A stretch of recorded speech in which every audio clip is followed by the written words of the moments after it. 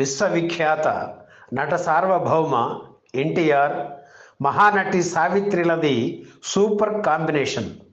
అభినయంలో ఇద్దరూ సరిజోడు.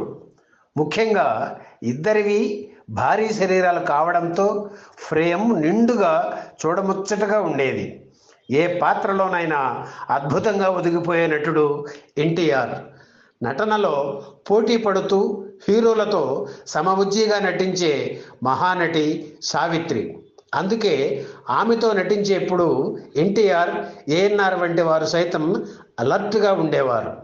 ఎన్టీఆర్ను జానపద హీరోగా నిలబెట్టి ఆయన్ని స్టార్ని చేసిన పాతాళ భైరవి చిత్రంలో నే రానంటే రాను అంటూ సాగే బిట్ సాంగులో సావిత్రి నర్తించారు. ఎన్టీఆర్తో కాంబినేషన్ కాకపోయినా ఆయన చిత్రంలో కనిపించడం అదే మొదటిసారి. సావిత్రి అప్పటికే బాగా నృత్యం నేర్చుకుని ఉండడంతో ఆమె గురించి విని కబురు చేశారు దర్శకుడు కేవీ రెడ్డి. వాహిని స్టూడియోకి రమ్మని చెప్పడంతో అక్కడికి వెళ్ళారు సావిత్రి. సినిమా స్టూడియో చూడడం ఆమెకు అదే ప్రథమం. అందుకే వింతగా అటు ఇటు చూశారు సావిత్రి. షూటింగ్ ఎలా జరుగుతుందో చూడాలనే కోరికతో ప్రొడక్షన్ మేనేజర్ను అడిగారు. విజయవారి షావుకారు చిత్రం షూటింగ్ జరుగుతుందని చెప్పి సావిత్రిని తీసుకెళ్లారు. ఎన్టీఆర్ సెట్లో లేరు, కానీ అందులో సున్నం రంగడిగా నటిస్తున్న ఎస్వి రంగారావును తొలిసారిగా అక్కడే చూశారు సావిత్రి. ఆ తర్వాత కేవీ రెడ్డి పిలుస్తున్నారు అని కబురు రావడంతో సావిత్రి ఆయన దగ్గరకు వెళ్ళారు. ఆమెతో కాసేపు మాట్లాడి ఓ పాటకు నర్తించేందుకు ఓకే చేశారు కేవీ రెడ్డి. ఈ సందర్భంగా ఆయన తన పక్కనున్న వాళ్లతో ఈ అమ్మాయి ఎవరో కానీ చాలా తెలివైన దానిలా ఉంది అన్నారట.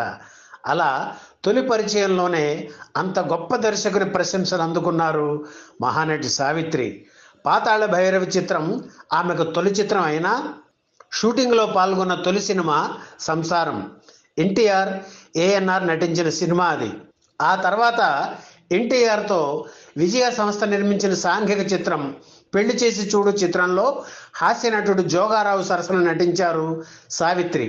ఇందులో కొన్ని సన్నివేశాల్లో సావిత్రి కనబరిచిన అభినయం ఎంతో మందిని ఆకట్టుకుంది. సావిత్రి కెరీర్లో తొలిసారిగా హీరోయిన్ పాత్ర పోషించిన చిత్రం పల్లెటూరు. 1952లో వచ్చిన ఈ చిత్రంలో తొలిసారిగా ఎన్టీఆర్ సరసన నటించారు.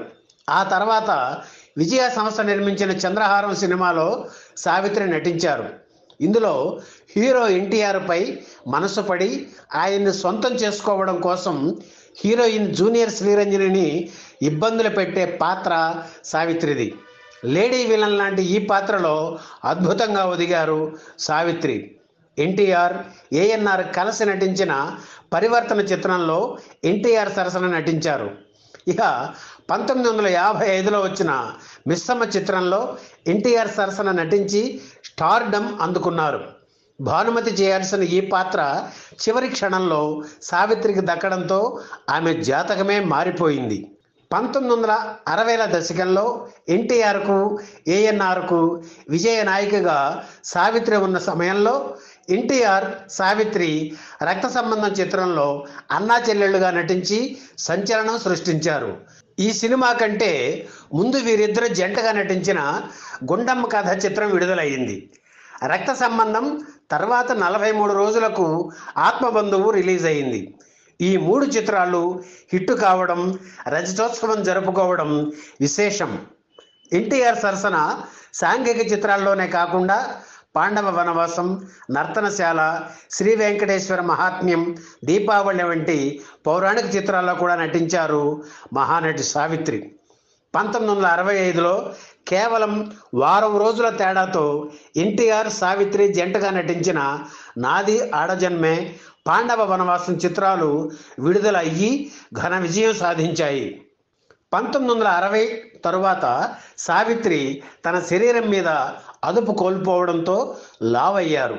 ఈ కారణంగా ఆమెతో అంతకుముందు అనేక చిత్రాల్లో హీరోగా నటించిన అక్కినేని సావిత్రితో నటించడానికి అంతగా ఆసక్తి చూపించేవారు కాదు. అటువంటి సమయంలోనూ ఎన్టీఆర్ కథానాయికగా కొన్ని చిత్రాల్లో నటించారు సావిత్రి. విచిత్ర కుటుంబం చిత్రంలో ఎన్టీఆర్, సావిత్రి భార్యాభర్తలుగా నటించారు. ఇందులో ఎన్టీఆర్ సావిత్రిని ఏమేవ్ అని ఎన్టీఆర్ పిలవడం చూసి ప్రేక్షకులు బాగా ఎంజాయ్ చేశారు. ఎన్టీఆర్ సొంత చిత్రాలు ఉమ్మడి కుటుంబం, కోడలిదిద్దున కాపురం చిత్రాల్లో సావిత్రి ఆయనకు వదినగా నటించారు. ఎన్టీఆర్ స్వీయ దర్శకత్వంలో నటించి నిర్మించిన వరకట్నం చిత్రంలో ఆయనకు అక్కగా నటించారు సావిత్రి. అదే ఏడాది వీరిద్దరూ జంటగా నటించిన విచిత్ర కుటుంబం చిత్రం విడుదల కావడం గమనార్హం. సావిత్రి దర్శకత్వంలో వచ్చిన మాతృదేవత సినిమాలో ఎన్టీఆర్ హీరోగా నటించారు. ఆయన ఇమేజ్కి తగని పాత్ర ఇది. చేయని నేరానికి భయపడి భార్యా పిల్లలకు దూరమై పిరికి పందల అజ్ఞాతంలో గడిపే పాత్ర అది. ఇటువంటి పాత్ర చేయడం ఇష్టం లేకపోయినా సావిత్రి అభ్యర్థించడంతో అంగీకరించి నటించడం ఎన్టీఆర్ మంచి మనసుకు నిదర్శనం.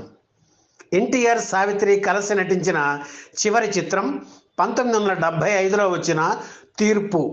ఇందులో ఎన్టీఆర్ జడ్జిగా, బాధితురాలుగా సావిత్రి నటించారు.